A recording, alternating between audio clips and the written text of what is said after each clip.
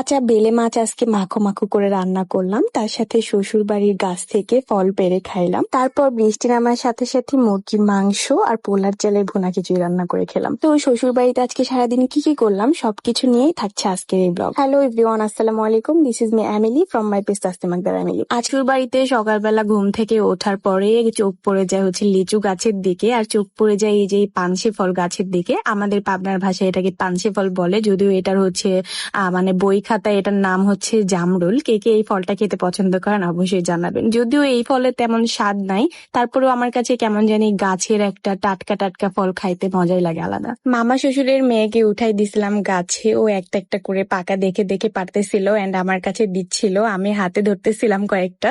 তারপর এই তো টিউবওয়েলের পানি দিয়ে সুন্দর করে ধুয়ে গাছ থেকে পাড়ার সাথে সাথে খাচ্ছিলাম। ভিডিওতে ভয়েস কভার করার সময় আমার আব্বাজানটা আমাকে খুবই বিরক্ত করে, মানে কান্নাকাটি করে, সাউন্ড করে, মানে ও যখন ঘুমায় তখন আমি খুব আরামে ভয়েস কভার করতে পারি। আলহামদুলিল্লাহ আমার শ্বশুর বাড়িতে আমার শ্বশুরের এমন কোনো গাছ নাই ফলের যেটা নাই, আলহামদুলিল্লাহ সব ফল আছে। তো যাই হোক, ফল টল পেরে খাওয়ার পরে দেখি ওয়েদারটা একদম বৃষ্টি ঘন মেঘ ঘন হয়ে আসলো। পরে আমার মইনকে তাড়াতাড়ি করে বললাম, মইন মুরগি মাংস আর পোলার চালের খিচুড়ি রান্না করি চলেন। পরে আমি এইদিকে বসে হচ্ছে মুরগিটা ভুনা করছিলাম, আর ওইদিকে মইন হচ্ছে মাটির চুলায় খিচুড়িটা রান্না করছিল।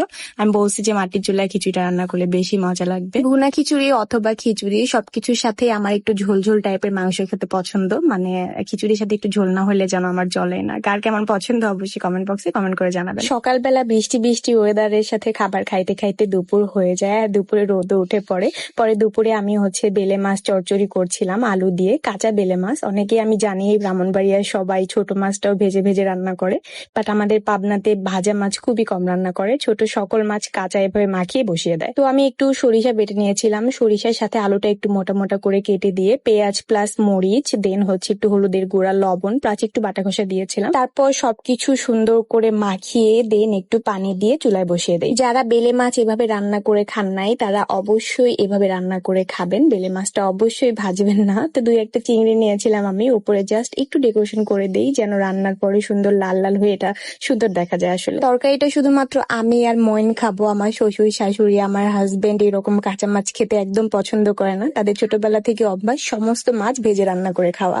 এর জন্য মইন আলাদা করে হচ্ছে মহিষের মাংস রান্না করছিল। আজানও তেমন মাছ খেতে পছন্দ করে না, ওর মাংসর আলু প্লাস এক পিস মাংস হইলে খাওয়া হয়ে যায়, যার জন্য আলাদা করে মহিষের মাংস রান্না করা হচ্ছিল। আর এদিকে আমার বেলে মাছ চচ্চড়ি করাটা অলমোস্ট ডান। লাস্টের দিকে আমি কিছু ধনিয়া পাতা কুচি করে কেটে দেই, এন্ড দেখেন চিংড়ি মাছগুলোর জন্য তরকারির লুকসটাই অনেক বেশি সুন্দর আসছে। তারপর এই তো খাওয়া দাওয়া করে আমাদের সারাটা দিন এভাবে পার হলো, এন্ড রাতের দিকে আমি একটু বাড়িতে আসছিলাম, মানে যেখানে নতুন বাড়ি করা হচ্ছিল। তো দেখছিলাম আসলে এই চারচালা মানে দোচালা ঘরের উপরে দৃশ্যটা আসলে কতটা সুন্দর, চাঁদ তারপর সবকিছু মিলে বিশাল বড় উঠান। গ্রামের বাড়িতে আসলে এরকম বিশাল উঠান না থাকলে সেটা গ্রামের বাড়ি বলতে বোঝাই যায় না। তো আমি উঠানে বসেছিলাম, সুন্দর ওয়েদার ছিল, বাতাস আসছিল আস্তে আস্তে এন্ড ওয়েদার ফিল করছিলাম। আমার শ্বশুর প্রতিদিন সকালবেলা বা বিকেল বেলার দিকে হচ্ছে আমাদের আরেকটা বাড়ি যেখানে অনেক বেশি আম গাছ লাগানো, তো ওই আম বাগানে যায় আর পাকা পাকা যে আমগুলা পায় সেগুলা নিয়ে এসে আমার কাছে দেয়। আলহামদুলিল্লাহ জীবনে এমন একজন শ্বশুর চেয়েছিলাম যে শ্বশুর আমাকে আমার বাবার মতো করে ভালোবাসবে,